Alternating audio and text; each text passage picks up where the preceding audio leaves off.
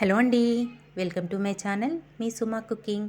ఈరోజు మన ఛానల్లో రెసిపీ వచ్చేసి మార్నింగ్ బ్రేక్ఫాస్ట్గా చాలా క్విక్గా అలాగే టేస్టీగా ఉండే బ్రేక్ఫాస్ట్ ఐటమ్ అయితే మీకు చూపిస్తానండి. మనకి ఇంట్లో ఇడ్లీ పిండి దోశల పిండి లేకపోయినా ఒక కప్పు అన్నం ఉంటే చాలండి, చక్క మార్నింగ్ బ్రేక్ఫాస్ట్ అయితే చాలా బాగుంటుంది. చాలా సింపుల్గా ప్రిపేర్ చేసుకోవచ్చు. మరి ఇప్పుడు దాన్ని ఎలా ప్రిపేర్ చేసుకోవాలో వీడియోలోకి అయితే వెళ్ళిపోదామా.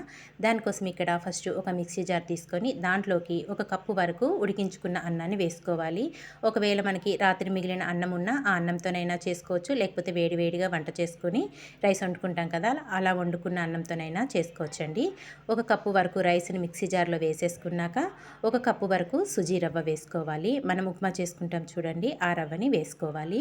దీంట్లోనే ఒక కప్పు వరకు చిక్కటి పెరుగు వేసేసుకోవాలి. మనము ఏ కప్పుతోనైతే పెరుగు వేసుకున్నామో అదే కప్పుతో ఒక కప్పున్నర వరకు వాటర్ యాడ్ చేసుకోవాలి. కరెక్ట్గా సరిపోతాయండి వాటర్ మట్టుకు, ఎక్కువ తక్కువ కాకుండా. ఇంక ఇలా వేసేసుకున్నాక ఇదంతా మెత్తటి పేస్ట్ లాగా గ్రైండ్ చేసుకోవాలి. చూసారు కదా, నేను వీడియోలో చూపిస్తున్న విధంగా ఎక్కడ బరక లేకుండా చక్క మెత్తగా ఇలా గ్రైండ్ చేసుకున్న పిండినంతా ఇప్పుడు మనము ఒక బౌల్లోకి అయితే వేసేసుకుందాము. ఇక్కడ అంతా ఒక గిన్నెలోకి అయితే వేసేసుకున్నానండి. ఎక్కువ టైం కూడా పట్టదు మనం ఈ మార్నింగ్ బ్రేక్ఫాస్ట్ ప్రిపేర్ చేసుకోవడానికైతే. గిన్నెలోకి అంత పిండి వేసేసుకున్నాక దీంట్లోకి సన్నగా కట్ చేసుకున్న ఉల్లిపాయ ముక్కలు, అలాగే సన్నగా కట్ చేసుకున్న టమాటా ముక్కలు, ఒక 3 పచ్చిమిర్చిని చిన్న చిన్న ముక్కలుగా కట్ చేసుకొని వేసేసుకోండి, మీరు తినే కారాన్ని బట్టి. పచ్చిమిర్చి ముక్కలు కూడా వేసేసుకున్నాక కొద్దిగా కరివేపాకు కూడా వేసేసుకోవాలి. ఇందులోనే ఒక పావు టీ స్పూన్ వరకు వంట సోడా కూడా వేసేసుకోండి. రుచికి సరిపడినంత సాల్ట్ కూడా వేసేసుకోవాలి. సాల్ట్ కూడా వేసేసుకొని చక్కగా ఇదంతా బాగా మిక్స్ చేసేసుకోవాలి. చక్క పిండిలో కలిసే విధంగా ఉప్పు, వంట సోడా, టమాటా ముక్కలు, పచ్చిమిర్చి, ఉల్లిపాయ వేసుకున్నాం కదా, ఇవన్నీ చక్కగా పిండిలో బాగా కలిసే విధంగా మిక్స్ చేసేసుకోవాలి. మనకి ఇంటికి ఎవరైనా గెస్ట్లు వచ్చినప్పుడు ఇంట్లో ఇడ్లీ పిండి దోశల పిండి లేనప్పుడు ఒక్కసారి ఈ విధంగా ట్రై చేసి చూడండి, చాలా టేస్టీగా ఉన్నాయని అయితే మెచ్చుకుంటారు బ్రేక్ఫాస్ట్గా ప్రిపేర్ చేసి పెడితే. చూసారు కదా, ఇదంతా ఇలా పిండిని బాగా మిక్స్ చేసేసుకొని పక్కన పెట్టేసుకొని స్టవ్ పైన ఒక పెనం పెట్టుకొని పెనం కొంచెం వేడయ్యాక కొద్దిగా ఆయిల్ వేసేసుకొని ఉల్లిపాయతో ఒకసారి ఇలా క్లీన్ చేసేసుకోవాలి. ఇలా క్లీన్ చేసుకున్నాక మనం గ్రైండ్ చేసి పెట్టుకున్న పిండిని ఒక గరిటెన్నర వరకు వేసుకోవాలి. కొంచెం మందంగానే వేసుకోవాలండి, మనం ఊతప్పం అయితే ఎలా వేసుకుంటామో ఆ విధంగా వేసుకోవాలన్నమాట. ఎక్కువగా స్ప్రెడ్ చేయకుండా ఇలా వేసేసుకోవాలి. ఇలా వేసుకున్నాక పైనుంచి ఒక టేబుల్ స్పూన్ వరకు ఆయిల్ వేసేసుకోవాలి. ఆయిల్ వేసేసుకొని ఇంకా మూత పెట్టి చిన్న మంట మీద కుక్ చేసుకోండి, చక్కగా కాలుద్ది మనకి.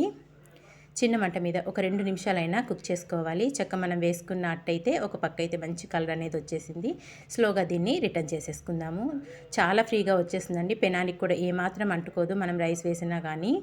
చూసారు కదా, ఒక పక్క మంచి కలర్ వచ్చాక రివర్స్ చేసుకున్నాక మళ్ళీ మూత పెట్టేసి ఇంకో పక్క కూడా మంచి కలర్ వచ్చే వరకు కాల్చుకోవాలి. చిన్న మంట మీద కాల్చుకుంటేనే మనకి చక్క లోపల దాకా కుక్ అవుతుంది. ఇక్కడ 2 వైపులా మంచి కలర్ అనేది వచ్చింది, చక్కగా కాలిందండి మనం వేసుకున్న ఊతప్పం అనేది. చూసారు కదా ఎంత కలర్ఫుల్గా కనిపిస్తుందో. దీన్ని ఇప్పుడు ఒక ప్లేట్లోకి అయితే వేసేసుకుందాము.